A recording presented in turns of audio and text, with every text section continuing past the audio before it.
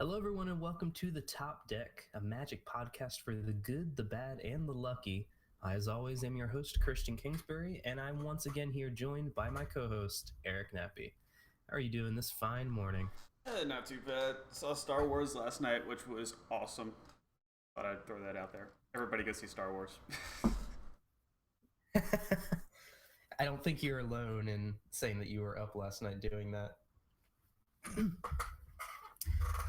So, full disclosure before we begin, this podcast's quality level will be lower than what you're used to, even if your standards for us are low, which they might be, because not you, the viewer, you just came back from Star Wars last night.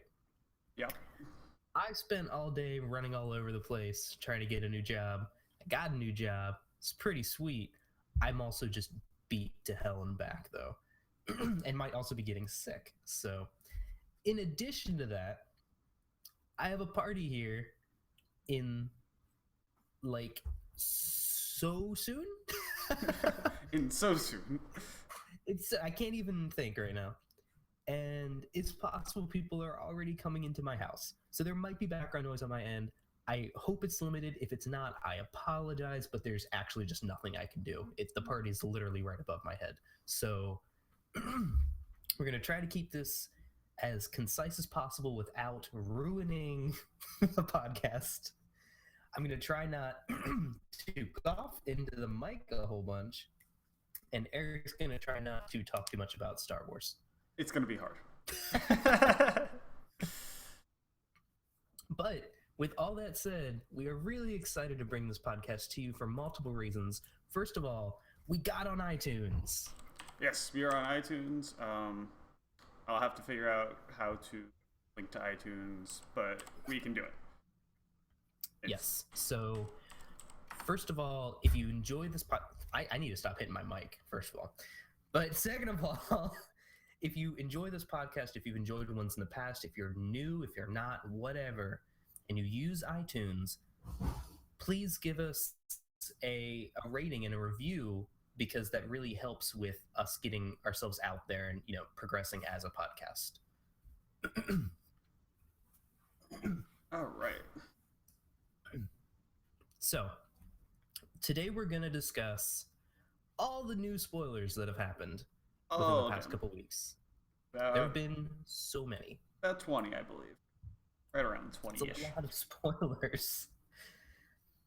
And yes, just getting the elephant in the room out of the way, these spoilers were weird. They were not supposed to happen this way. There's a big commotion going on about it between Wizards of the Coast and the people who did spoil them. And of course, there's now a big discussion of how bad is this for Wizards, how bad is this for fans of the game, and how bad is it for that person who spoiled them. And spoilers, the person who did spoil them, it's pretty bad for them. yeah, it's pretty awful. They're probably gonna... it's not gonna be good. So, I'm going to try to do less talking because my throat is killing me. So I'm going to let you start off.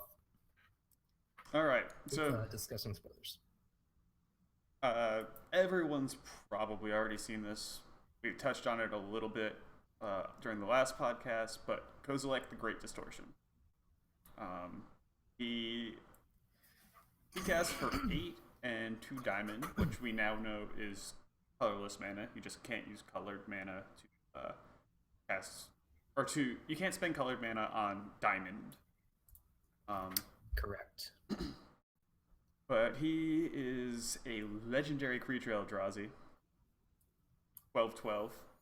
When you cast him, you refill your hand, essentially. You go draw back up to 7 cards. Right. He has Menace because... Go ahead. I was just going to say, and we discussed this, Wastes, and what else? There's one more card we discussed, I think, in the Mirror Pool. Yes. Back when those were first originally spoiled. Basically, the only difference now is that they have been confirmed. And based on some of the other spoilers that have come out, as well as them just outright saying it, it is also confirmed that that diamond symbol is just the new pictorial representation of colorless. So, as much as we want to call them diamonds, they're just colorless. You would say 8 and 2 colorless, or 8 generic and 2 colorless, which is how they're now depicting it. Yeah, but I'm gonna call them diamonds because I like it better. Would you say the diamonds are forever? Well, they're at least until they stop printing cards with diamonds on them. Anyway, he also has menace because, you know, why not? And you can discard a card with a converted mana cost X to counter a spell with converted mana cost X. Right.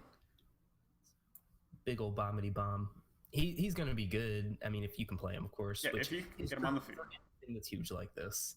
Any Eldrazi is good if you can get him onto the field. Yeah. I don't think we're saying anything that people don't know just by looking at it, right? Yeah. Beyond that, he's not terribly interesting. People will play him in EDH because people love Eldrazi EDH. And he refills. Yeah. The big thing is that he refills your hand when you cast him. Doesn't have to resolve. Yes. I think he'll be good in the standard, honestly.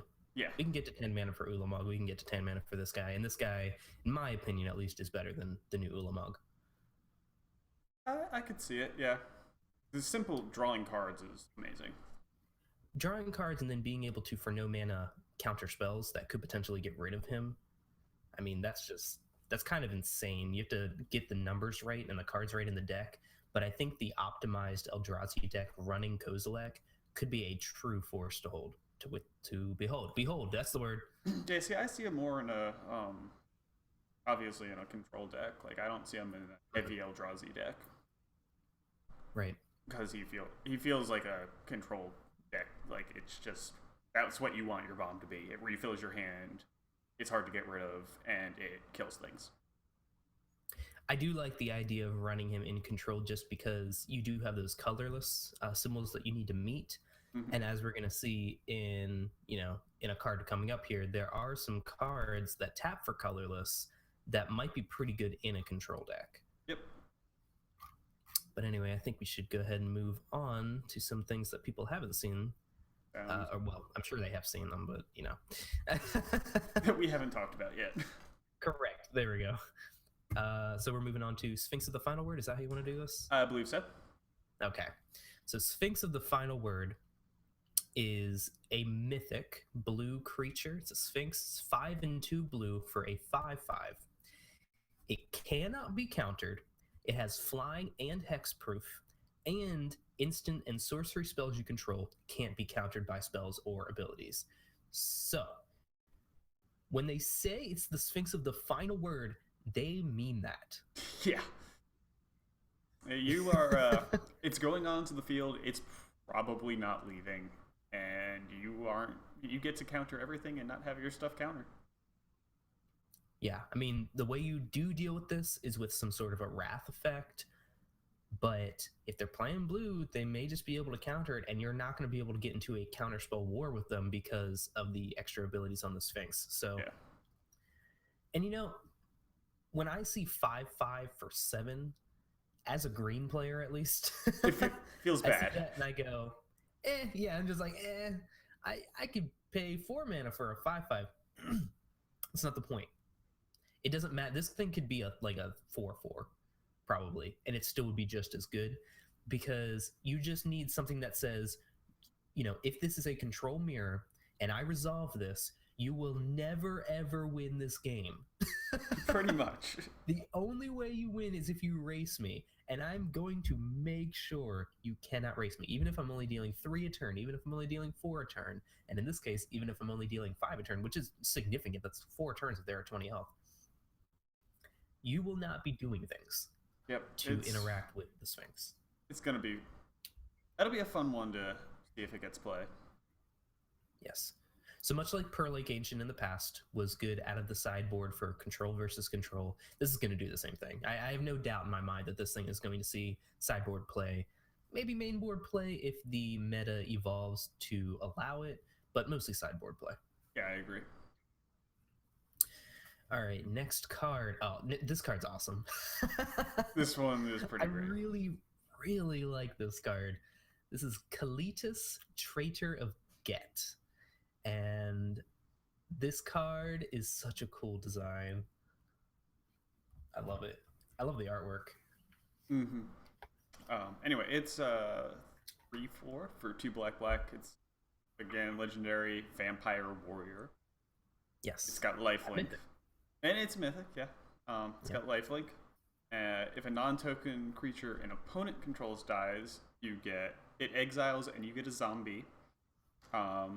Yes. And then for 2 and a black and sacrifice another vampire or zombie, you put 2+1/+1 counters on Kalitas.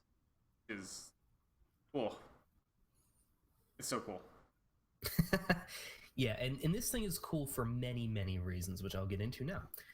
For one, when this guy... Okay, no, let me rephrase that. Anafenza the Foremost is currently played for many reasons, but one of the big reasons Anafenza gets play is to hose the grave. Mm-hmm. And while this comes in and doesn't push out Anafenza the Foremost, the following set will. And so, and I'm correct there, right? Yeah, I agree. Okay. So, as a result, we're going to need something to fill that slot, and Kalitas does a pretty good job.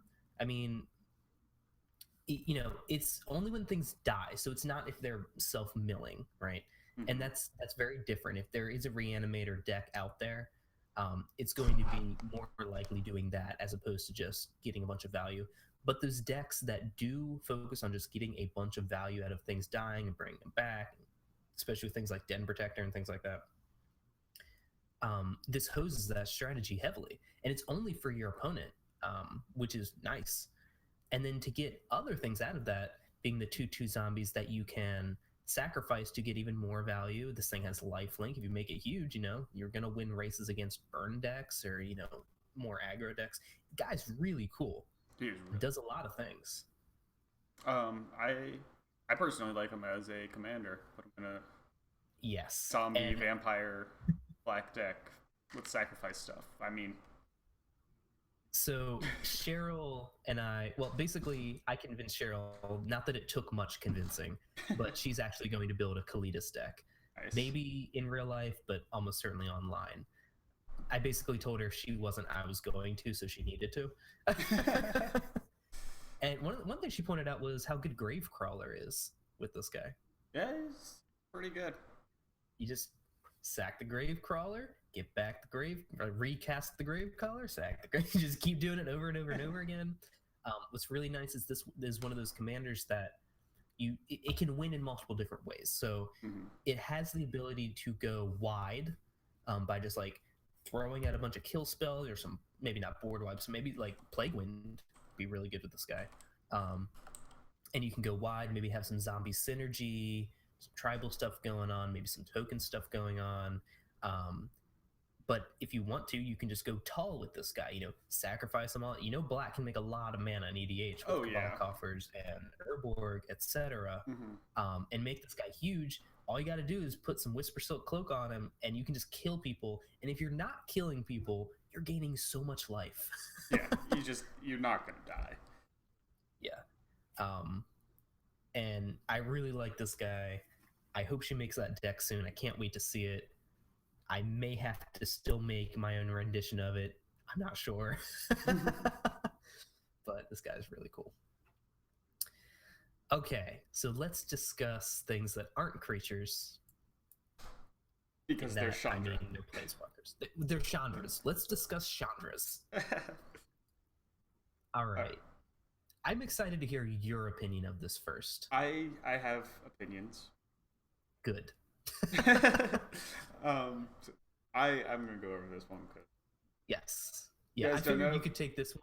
I'll take the next one. It seems a little fitting. Yeah, Chandra was the first planeswalker I ever opened. It was crappy M13's Chandra that didn't do anything. It was terrible. Chandra the Firebrand. I believe that was the one. Yes. But anyway, this is Chandra Flamecaller, planeswalker, cast for 2 red. She's got a +1 That's put 2/3/1 elemental creatures onto the battlefield with haste, exile them at the beginning of the next end step. She's got a 0. Discard all the cards in your hand and draw that many cards. +1. +1. Yep. It's like It's drawing one very card. important. Yes. And then -X, she deals X damage to each creature. Yes. I feel like she's so close to being good.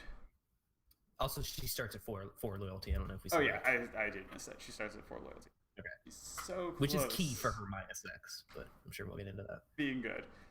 She just doesn't quite have a way to protect herself. She makes these tokens and then they disappear. Which sucks. Yes, the -X is where a lot of people are having a hard time figuring out how valuable that is. Because in a way, that does protect herself. But then she's almost dead.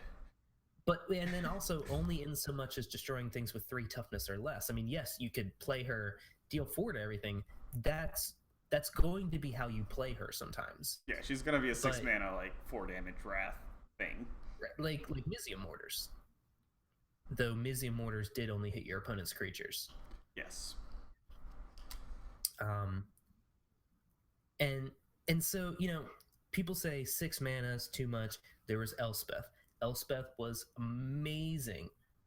Kind of overpowered. It took over the standard format for as long as it was. And the Elspeth I'm talking about, by the way, is Sun's Champion, the 6 mana Elspeth.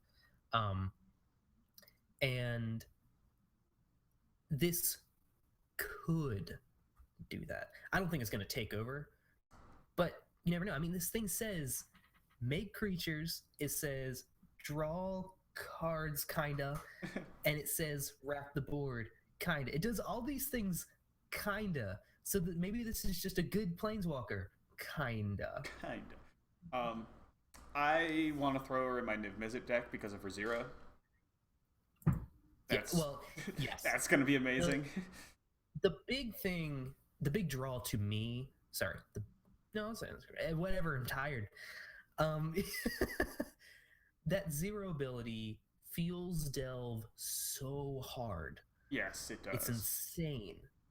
And this combined with Jace means you're discarding cards, you're flashing stuff back, you're delving stuff away, you're drawing cards, you're doing all these things. You can wrap the board, you could flip Jace, make things smaller, she's a win condition with the 2/3/1. It's not the best win condition, but it's still a win condition nonetheless. Like, this is actually a very good control planeswalker, in my opinion. Yeah, I much like her. I much prefer her in a deck that you can kind of not have her be a huge threat initially. Right. Like, you don't want her to get focused down. This seems to me like one of those cards that you play on like turn 10 or 11 once you've already secured things. But I feel like that -X, you can play this on turn 6, much like you could with Elspeth against the aggro decks. And then they'll have like a bunch of little dudes. You kill their stuff, and you don't care if she dies because you just wanted to not die. Which is like how Elspeth was. Elspeth comes down, you're like, make a bunch of 1/1s. You're like, please don't have BioBlade because this is the only way I stay in this game. Elspeth wasn't that good against aggro decks necessarily around the time that she was in because of the other things that were in standard at that time. And a lot of times you would board things like Elspeth out. You could board this out against aggro. You could board this out in certain matchups, but where it's good, it shines. I am not fully convinced that this is an unplayable card. I think this is going to see standard play, and more than just standard play. I think this is going to be good in standard. I'm not convinced that she's going to be good, but I'm very on the fence about it. I feel like she's just so close to being good, you just have to find a way to break her. Yes, I agree. All right. This next card is maybe already the best card in the set, in my opinion. Of course. And I don't even necessarily mean in like how good it is. I just mean for me personally. This is the card I care about more than any other card so far. This is the other planeswalker that has been spoiled. I have not seen or read anywhere if there are going to be 2 or more planeswalkers in this set. Do you know? I do not know. I hope there's 3 because I just want another one. Yeah. You want another Jace, don't you? I hate Jace. Shut up. Yeah. But this is Nissa, Voice of Zendikar. So it's Nissa. And what immediately drew me to this Planeswalker was its casting cost. 1 a green and a green for a 3 loyalty Planeswalker. And I immediately saw flashbacks of Liliana of the Veil. I know this isn't Liliana of the Veil. No, not quite. All, let's put a little asterisk. When I go through this conversation, don't say to me afterwards, yeah, but it's not Liliana of the Veil. I get it. It's a different card. It's probably a much less powerful card. But it's a 3-mana Planeswalker. All 3-mana Planeswalkers have been good, have they not? I mean, when you get a Planeswalker that cheap, even if its stuff isn't that, or its abilities aren't that bombastic, it comes out early enough that your opponent has to start interacting with it. You can play this against an aggro deck and you don't have to feel like, oh, I'm taking an entire turn off. And this was so important. This is the turn where I die or I live. It's only turn 3. And if you're in Modern, you can play this on turn 2. And so I'll go over the abilities. It has a +1, put a 0/1 green plant creature token onto the battlefield. -2, put a +1/+1 counter on each creature you control. Okay. And then -7 is her ultimate. You gain X life and draw X cards, where X is the number of lands you control. Let's get rid of that ultimate for right now. Because yes, the ultimate is great. I don't know how often you're going to hit it. Let's just look at the +1, put a 0/1 token onto the battlefield. Okay. It does protect itself. Yep. It does. It's like the least amount that you could possibly protect itself with. You but get it still 1 counts. 0/1. Still a chump block. Okay. -2, put a +1/+1 counter on each creature you control. 3-mana mini overrun. Potentially repeatable, Sometimes it's just going to flat out win you the game. Sometimes you're going to have synergies, like with Hardened Scales, and that's going to be a huge deal. Synergies with things like Hangerback Walker, or cards like that, where the +1/+1 counters really, really matter. I don't know if this card plays with Hangerback Walker, but it sure could. Yeah, I don't see why it couldn't. Right. Hangerback Walker just fits in every deck, so yeah. Yeah. And now those abilities, neither of them are that powerful, but that's okay. Your Planeswalker doesn't have to just flat out win the game for you. This is an engine card. This is a thing that gives small advantages over time, starting from way early in the game, and then possibly can ultimate later to basically flat out win you the game. If you're ulting this Nissa, then first of all, as your opponent, something probably went wrong. Yeah. You have to plus this thing 4 times and still have no damage dealt to it and no kill spell, which is what makes me believe this thing is not going to be living to see her ultimate. Yeah, I doubt that. Almost ever. In Standard, at least. But if you do, it's really good. Yeah. I am honestly much more excited about this in non-Standard. I think that in Modern, where you can play it on turn 2, it could see a lot more play versus in Standard, where there is no turn 1 ramping strategy that can get her out on turn 2 consistently, like an Elvish Mystic, like a Llanowar Elves, something like that. I'm really surprised they haven't put one of those in recently. They're moving away from it. I hate that. I also hate that. No, yeah, they are very much trying to move away from turn 1 mana dorks that are good. Because they hate green players, man. I think they just hate every player. All they want to do is give us Den Protectors and Deathmist Raptors and say, all right, that's all you're allowed to play with. Don't talk to me.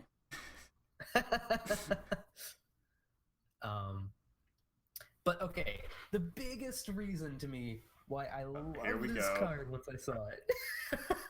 Do you know what I'm going to say? I know exactly what you're going to say. It makes plants! And that means it fits the qualifications to go into my Karametra farming EDH deck. Yes, that deck finally has a Planeswalker. It finally has its farming Planeswalker. So excited. And that deck is all about getting a bunch of lands for some reason, because that's just what happened. Because it's about farming. Yeah, there you go. And this alt works amazingly with that. I don't know if I'll ever get to the alt. It doesn't matter. ZDH. Like, plants. Plants. So, yeah. Is Sorry. doubling Had to get season that in one that out there. deck? I feel like doubling season should be in that deck. Doubling season? I feel like it It even fits the probably theme. can be. It even Yeah, fits the theme. it's just the word season. Yeah, Yeah. it's close enough. Yeah, and the artwork is amazing, by the way. I don't think I need to say that it's Raymond Swanland, but it's a good really one. good artwork. All right, I'm going to stop fanboying over Nissa. Let's go Please. to the next card. All right, we got Endbringer. Endbringer is a 5/5 Eldrazi for 5 and a colorless. It untaps at every player's untap step. You can tap it to deal 1 damage to a creature or player. You can tap 1 colorless and it make a creature not be able to attack or block, and 2 colorless and tap to draw a card. So I'm going to call this guy Eldrazi of Nin. I'm gonna call him Where's the Downside? Because I'm pretty sure that there isn't one.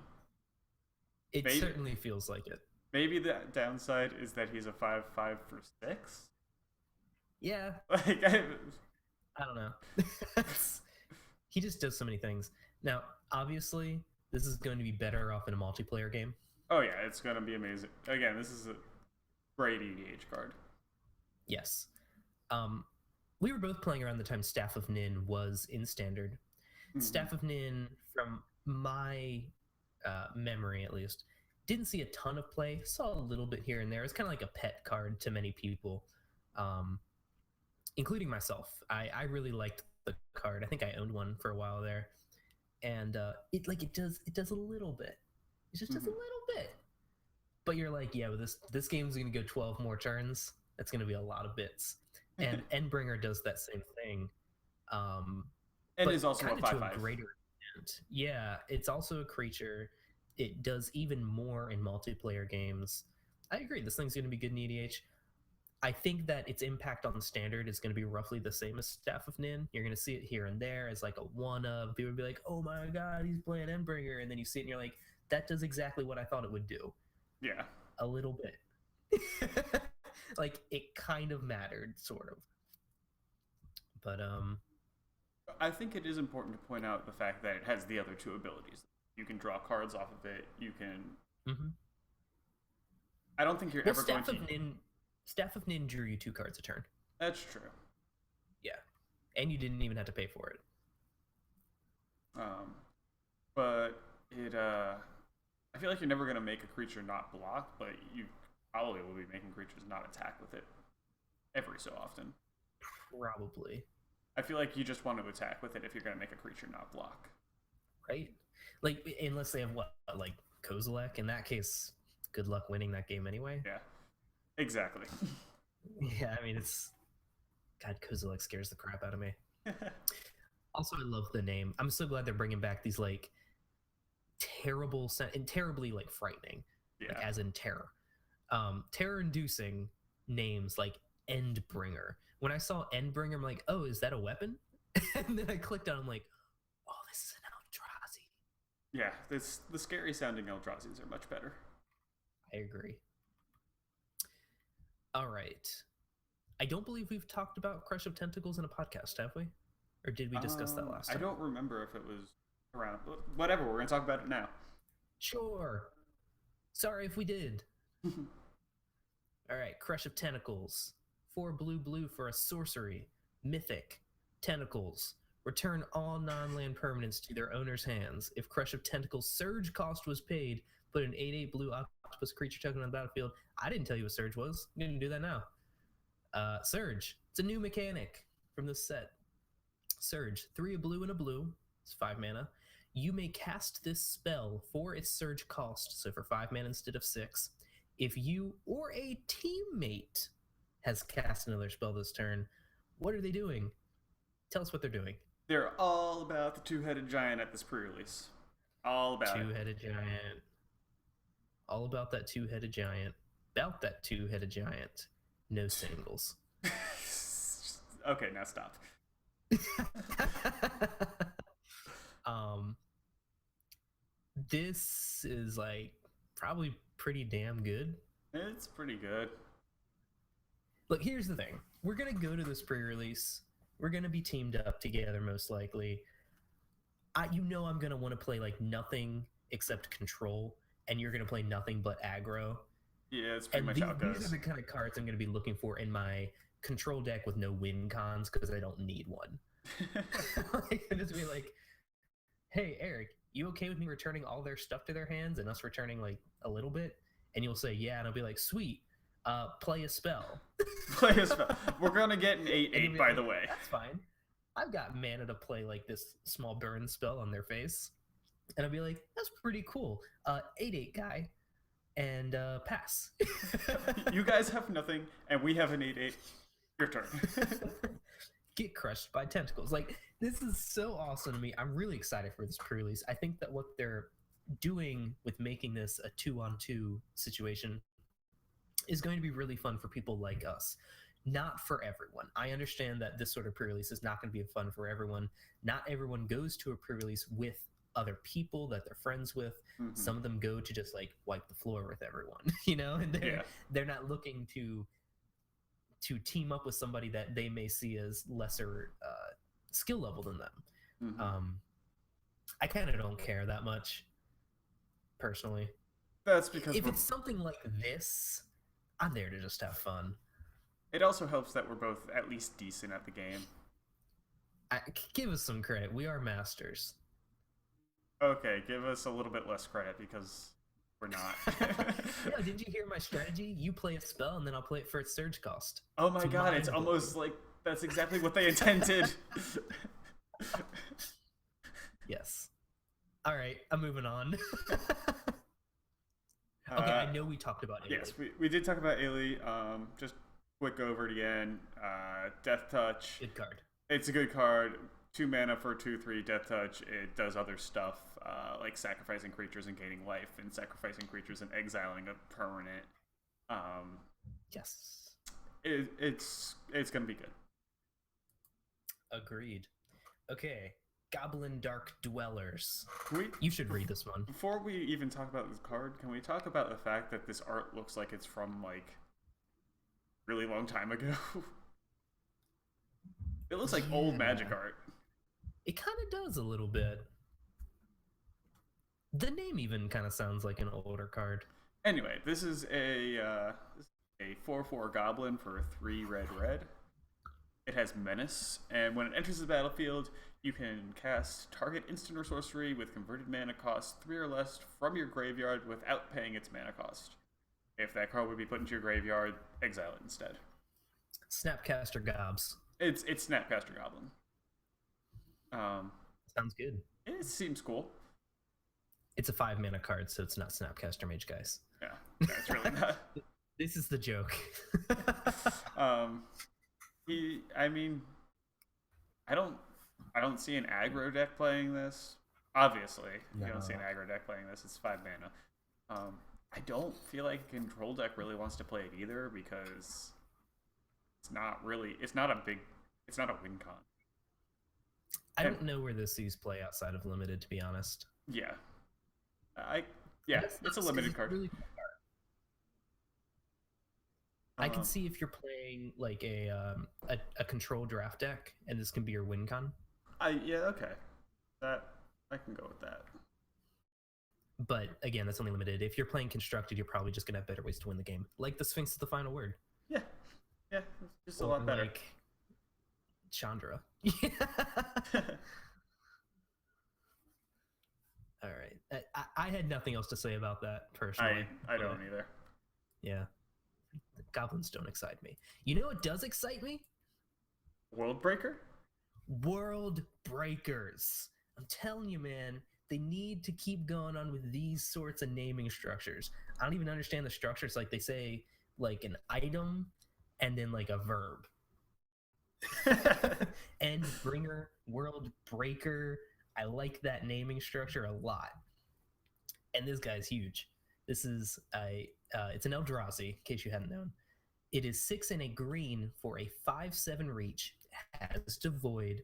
When you cast Worldbreaker, you exile a target artifact, enchantment, or land. So it's similar to the same ability as something like a Beast Within. Obviously, you're not giving them a 3/3, and you're also exiling, which is different.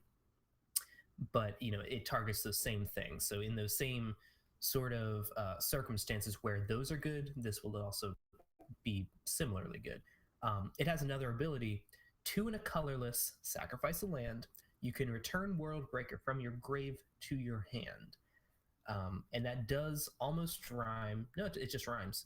So as a result, I'm pretty sure Dr. Seuss designed this card. Is okay. I mean, if you look at it, you can definitely see the Seussian. I'm not going anywhere with this. Okay, so here's the thing.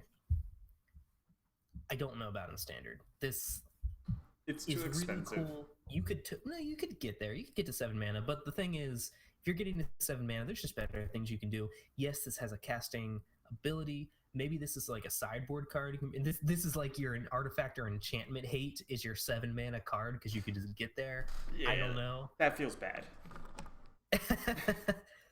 I'm just excited to play this in EDH, honestly. It'll be an interesting card to play against. Sure. I mean, it's technically repeatable land destruction. Yeah, which is powerful. It's repeatable assholery. Yeah. Honestly, what's the problem? Problem here. Honestly, I'm not too excited about it. I think it's a good card, but I'm just kind of meh on it. I love being able to destroy artifacts and enchantments. I love Eldrazi. I especially love Kozilek's Brood. I love triangles, I guess. I don't know. You're from the Illuminati, aren't you? Maybe. You caught me. Wake up, sheeple. Worldbreaker is Illuminati confirmed. All right, so this next card's pretty good. I like this one. This is Kozilek's Return. It's 2 and a red for an instant. It's got Devoid. It deals 2 damage to each creature, and whenever you cast an Eldrazi creature spell with converted mana cost 7 or greater, you can exile it from your graveyard, and it deals 5 damage to each creature. Yes. Okay, before anything else, yay or nay, good or bad? In the deck that it wants to be played in, good. Correct. You win. All right, this is an instant speed board wipe. Yes. Come on, people. Don't just look at the numbers and like the situationalness of it. This is an instant speed board wipe, and you will go through the hoops, however big or small, to play instant speed board wipes. Especially ones that can be used more than once. Oh yeah, I think it's especially pertinent to point out that the trigger goes on the stack while your Eldrazi is also still on the stack. Correct. So your Eldrazi will not take damage. I don't think there's any 7 mana Eldrazi that would die from 5 damage, but there are ones that would die from 5 damage and then getting hit by a burn spell. There are, but I don't think they see standard play. Like there's Ruin Processor, which is 7 mana for a 5/5. Okay. I don't think that sees standard play from my knowledge. But what this card does do is it helps against aggro in the early game. And then in the mid game, when you should be playing your 7-cost Eldrazi, it helps against the mid-range decks. All those Siege Rhinos, all those Tassigars, they're all dead. They're dead. They're gone. Forget They're it. Dead. They're done. And granted, so are any of your other creatures, but these Eldrazi decks are not focusing on mana dorks right now. They're focusing on grabbing lands. Also, who cares if you don't have other creatures? You have Eldrazi. Right? You're just like, oh, my elf, all your stuff's dead. I have Kozilek. He has returned. I'm excited for this card. Yeah, I like it. I wish I had more to say about it. I feel like this is going to be a very good standard card, probably also modern, maybe even elsewhere. I don't know about Legacy or anything like that because I don't really play Legacy, but maybe in certainly in casual, probably also even in EDH maybe. Yep. I could see with more and more Eldrazi being printed, there are going to be Eldrazi focused decks. I mean, you got enough of them now. I think you do. But yeah, good card, cool design. The only problem is all the legendary Eldrazi are colorless, and now you've got all these colored Eldrazi. Why did I forget that? Oh, that makes me sad. Damn it. Okay, well, whatever. We'll move on. I just ruined your world. You just made me really sad, man. I don't know. Maybe we'll see a 5-color Emrakul. I doubt that so hard. Oh yeah, it's not gonna happen. All right, help me. Did we talk about Mina and Den? We did not talk about Mina. Okay. Yeah, I know you and I talked about Mina and Den, but yeah. Okay, Mina and Den Wildborn. This is a translated card. If it's not completely correct, we apologize. So this is another legendary creature. This is an elf ally, so allies are going to be in this set. It is a 4/4 for 2 a red and a green, so 4/4 for 4 for 4/4. You may play an additional land during each of your turns. Good. For red and a green, and return a land you control to its owner's hand. Target creature gains trample until end of turn. I've heard a lot of good things about this card, and I can see why. Yeah, I mean, that second ability is essentially 1 mana because you're gonna replay that land because you have an extra land drop. Mm-hmm. Agreed. You get to play extra lands. That's good. I mean, always. There's not a ton to say about it without seeing the rest of the set yet. I think, but I mean, it's gonna give stuff trample. That's good. I've heard that this is really good in the Eldrazi decks. Yeah. Because that 4 mana spot, there isn't a ton you really want to play. That isn't just more ramp, and this helps you ramp while also giving you a way for your Eldrazi to actually finish off the game. Yeah. Or if it's not Eldrazi, if you're just playing something big. I feel like using Kozilek Trample feels kind of flavorful. I feel like you should probably have Trample already. He looks like he would trample. He looks like he would trample menacingly. Yeah, that. Yes. All right. It's world's worst pun. Okay. Now we're going to talk about a bunch of lands. Yes, and we're going to talk about them in their native tongue. So I want to talk to you about Pi Op, YA Bin, Pi Epic Pektok. So tell me a little bit about this 3-mar. Please stop. Okay. Sorry, Russians.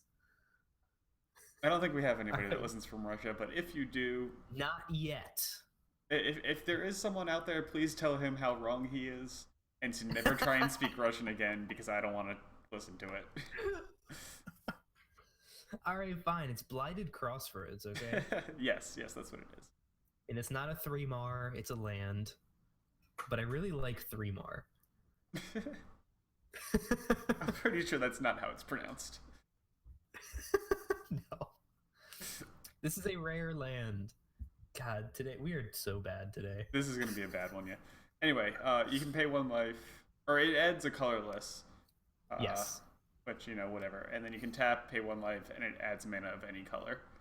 But you can only use that to cast spells with Divide. Yeah, if they didn't have that clause at the end, this would just be, like, busted. It would just be like Mana Confluence, except it could also tap for colorless. Yeah. But that's important to note because if you're playing decks that are focused on Devoid cards, this is actually incredibly good. Yes. But if you're not, it's pretty much shit. That's also the truth. So this is going to see play in Eldrazi decks for certain, and it is almost for certain not going to see play anywhere else. That's just where it comes down to. Yep. All right, that was easy. Yeah, that one. The next card is a common land. It's Holdout Settlement. It also taps for a colorless. A lot of these lands are going to tap for a colorless because they need to make sure the limited can handle it. This one also has tap and tap an untapped creature you control, tap. Add 1 mana of any color to your mana pool. So it's much like, older versions of this card where it's pay 1 mana and tap it to add 1 mana of any color. This is tap it and tap a creature. It's much like Springleaf Drum. It's Springleaf Drum, except again, it can also make colorless mana. Correct. So, and it's not an artifact. Yes, also not an artifact. I don't know if this will see standard play. It's possible there would be combo decks built around having to tap it, much like Springleaf Drum had. I don't know. Probably not, but if it happens, it's not like it would be the most surprising thing in the world to me. All right. Also easy. Next one is Unknown Shores. This is a reprint. It was last seen in, I believe, Theros? Theros. I believe that might have even been where it was first seen. It may have gotten seen. It may have gotten printed in a what is it? Core set. It may have gotten printed in a core set. I don't know. Doesn't matter. I know we also have Trans Guild Promenade, which is like the same card, but it's different flavor. And Shimmering Grotto. Yes. I mean, everyone knows what this does. Adds a colorless. They're not and then good and constructed. They're good and limited. It's not even that good and limited. Basically, you're correct. Yeah. It's mana fixing with taps for colorless. Yeah. Which is what they need. All right. New land. We talked about Mirror Pool. We discussed Mirror Pool. We talked about Mirror Pool. We don't need to anymore. Yes, that one's done. If you want to hear about Mirror Pool, go to our last podcast. Yes, we did there. We did that. All right, another common land. I'll let you say this one. All right, this is common. I cut you off with Mirror Pool. Common Vestige, or crumbling vestige. It's a common. And this is a crumbling rarity, common vestige. Yeah, something like that. It enters tapped. When it enters, you add a mana of any color to your mana pool, and then from there on out, it taps for colorless. This card is so good. It's weird. It's so weird, but oh my, it's like really good. Do you disagree? I don't disagree. I don't know. I wish it tapped for colors, but no. In this limited format, tapping for colors is great. Fine. This is gonna see constructed play. Oh yeah. Like this is the okay. It enters tapped. Yes. It doesn't really matter though because you're still getting mana out of it. You still get the mana. You can hold these back. You know you can kind of like play these almost like Mox. Hold on. There are so many Moxes. Which is the correct one? Mox. Oh God. Hold on. To the Gatherer. We had to complain about this before. I'm gonna do it. Mox. Then there's gonna be like 15 Moxes. I got this though. I got this. Wait for it. Wait for it. Mox Lotus. No, I'm just kidding. I guess it was just Chrome Mox I was thinking of. Probably. I don't know. I don't know the Moxes. Oh no, I'm thinking of Lotus Petal. Lotus Petal. It's not a Mox. That's not even close to a Mox. It's not a Mox. I'm terrible. It doesn't even say Mox in the name. Anyway, you can play this sort of like a Lotus Petal, where you kind of hold on to your like, I really need red. Here's some red. And then you're also getting to have this tap for colors later. Again, these cards seem really good in Eldrazi decks, where you sometimes need colors, but most of the time you want to make sure you have enough lands that are going to tap for the colorless otherwise. Yep. I mean, it's going to be fine. Yeah. Fine. Okay, this next card's real good. I keep saying that, but there's a lot of good cards. I feel like you think every card's good. Dude, all cards are good. You just gotta find them at home. Alright, so this is Seagate Ruins, another land. It will tap to add colorless to your mana pool. Oh, this is rare, by the way. And, Yeah, that's important to note because this card's good. and then 2 in a colorless and tap it to draw a card, and you can only activate that ability if you have no cards in hand. Much like Library of Alexandria. Yeah, you know that card that's like real busted and like banned in a lot of places? Yeah, that's. Yeah. I mean, you have to pay mana for it, so. You do. This is not Library of Alexandria. But it certainly has some similarities. It is worth noting you can stack the triggers if you want to. If you have multiple Seagate ruins, they're not legendary. If you have multiple Seagate ruins, and for some reason you want to draw more than one card before one ability goes off, you just layer them. Use one in response, use another one. They both go off. There you go. Yep. Draw a couple cards. Not And this is the shabby. land that I was talking about earlier, that I was referencing to when discussing. What card was I discussing? Was it Kozilek? I don't remember. I'm looking. Yeah, I think I was just talking about Kozilek because I was saying that Kozilek is decent in a control deck, or you were saying that.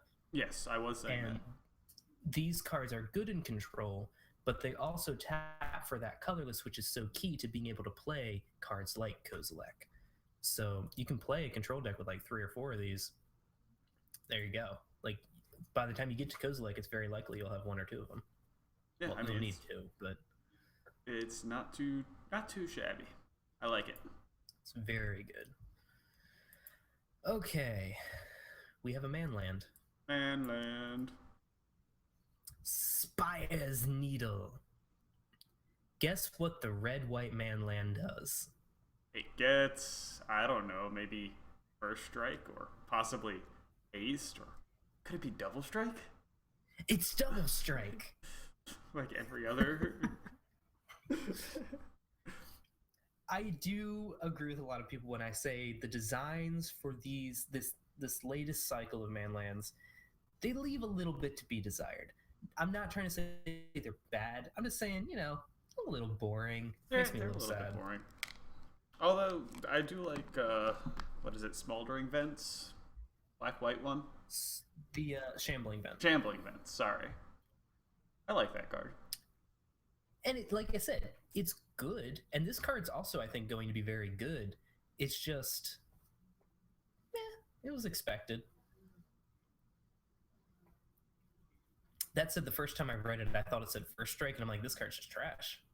Yeah, that would be terrible. It's super bad. But no, double strike makes it actually decent because that's 4 damage a turn. Although this a little bit of Mutavault in that respect.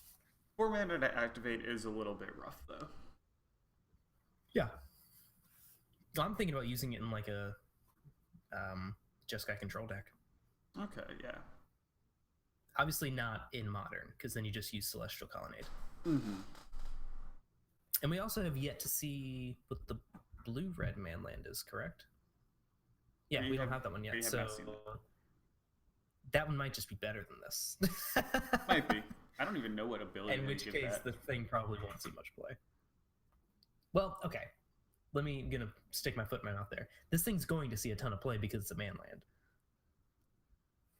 Yeah, I mean, it's still good. Yes. It's just not it's not mind blowing. Mm-hmm. I think we can agree on that. And then I feel like the next 3 we can probably just talk about all in unison. We've got let's just do it. Serene Valley, Moorland Ash, and Meandering Stream. These are all basically guild gates without the gate subtype, and they are at uncommon. Right. They're the most boring of boring dual lands. They come in tap. They're like Scryland. They're basically Scrylands, Eric. Except they don't scry either. Right. That's really important. Yeah. They don't do any. I don't know why they put them at uncommon. They don't do anything exciting. They just add 1 of 2 colors to your mana pool. The ones that we've seen so far are green. They're here strictly for limited. Yeah. The ones we've seen so far are green, white, black, red, and white, blue. Blue, white. Yeah. So I think that they're gonna have a cycle of 5 with all the allied color land. or all the ally color combinations. I wouldn't be surprised to see 10 of them personally, If they were but at, I wouldn't be surprised either way. if they were at common, I'd agree with you, but at uncommon, I feel like that's using up too many slots. You know what? That's a good point. Maybe it will only be 5 then. It also felt weird that only 3 of them were there to begin with. Mm-hmm. But these spoilers were weird anyway, so. Yes. Stop yawning, you're making a podcast, you idiot. So yeah. They are incredibly boring. I wish they weren't uncommons. That's all I've got to say. Yeah, I think we agree on that. There's also new Wastes artwork, which I like a lot less than the other Wastes artwork that they spoiled. The first Waste artwork was much better. Yeah. The second one just kind of reminds me of like stomach lining. I don't know what that looks like, and I don't want to find out. That. You ever seen tripe? Yes, but I don't want to think about it. I need to. I'm eating after this, and I don't. Let's not. Anyway, as far as the rest of the spoilers go, we got almost every single expedition spoiled. There's still one missing. Yes. But we're pretty sure we know what it is. It's probably the Simic Filter Land. It's pretty much guaranteed to be the Simic Filter Land. I love the art on Mana Confluence. Expeditions. Yes. On which one? I'm sorry? Mana Confluence. Oh yeah, that one's really good. Yeah. It looks like some sort of time rift. I'm actually like really a black hole. Really disappointed on the art of Cascade Bluffs, because Cascade Bluffs is like my favorite Filter Land art, and the original. And this one, the original art is almost inarguably cooler than this one. I mean, granted, that is strictly opinion, so it's definitely arguable, but I don't care. You can't argue about it, though.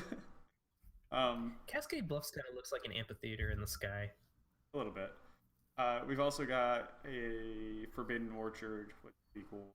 Or at least the art school. I like the art in Forbidden Orchard. And I also need one. Yeah. So there's hope in... They're also reprinting like every single land destruction land. Right, so let's go over like the structure of how they did this. There are 20 expeditions in total in this set.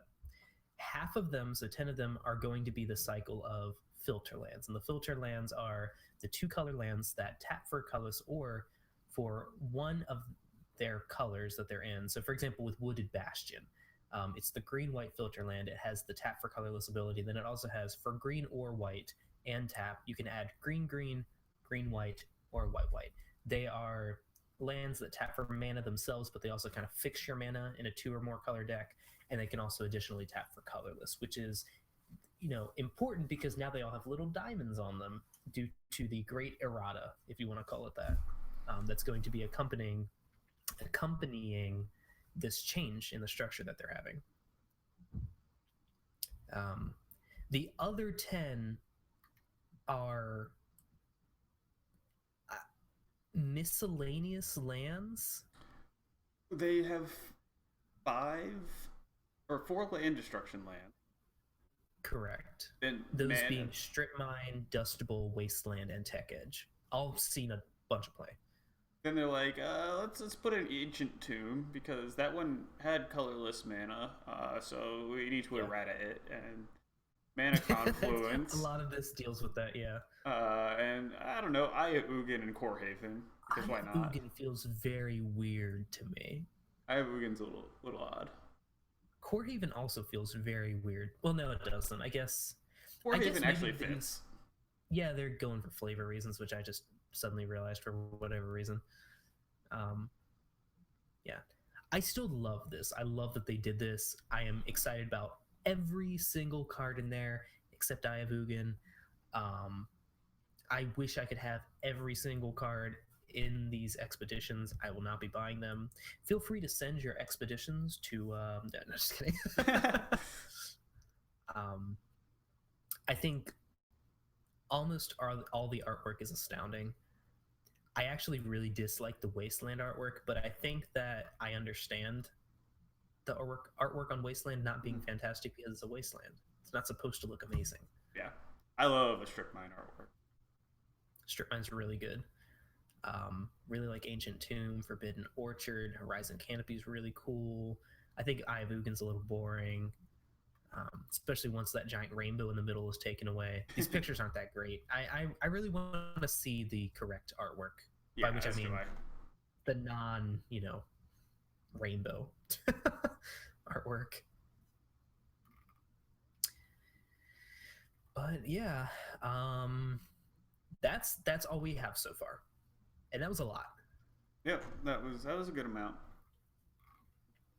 Hopefully they release these. I mean, well, let's be honest, they weren't planning on doing it this way, but hopefully any further releases are done in a much more trickled out sense. As much as I am a Magic player and love spoiler season and love getting loads of spoilers, doing the podcast means okay, let's get like 3 a week.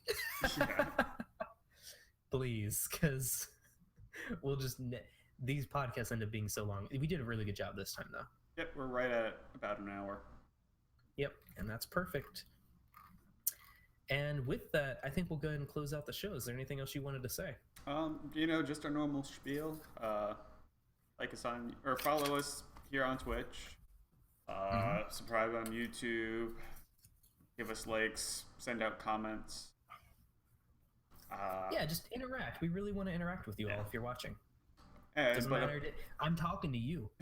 That's right. You're listening right now. You're watching right now. I'm pointing at you. I'm looking at you. but Talk to me. But the wanna hear from you. big important one this week is go to iTunes if you use it. Give us a rating, leave a review, all that good stuff. And we're not trying to be annoying. We're not trying to be like all up in your face with advertising and like just do it. You have to understand it's very important with iTunes algorithm of how they showcase different new podcasts specifically right now. It's very important for us if we're going to be successful and get a larger audience to really hit iTunes hard. Yes. And we understand, maybe we're not the best podcast out there, but we're having fun with this and we really enjoy it, and we hope you're enjoying it too. If you found us through iTunes, that's fantastic. We're so glad to have you here. We hope you stay. We've got a lot of good stuff in the future.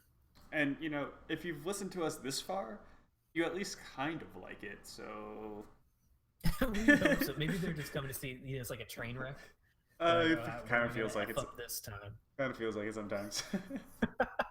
Especially this episode. Oh God, the structure. Where did it go? Next time, guys, we're gonna be much better next time. No, we won't. There we go. Well, at least done a little bit more planning. Agreed. Okay. That's gonna do it for today. I want to thank you all for listening to this episode of The Top Deck. And until next time, may you never be mana screwed. See you guys. Adios. We done, boys. All right, nice.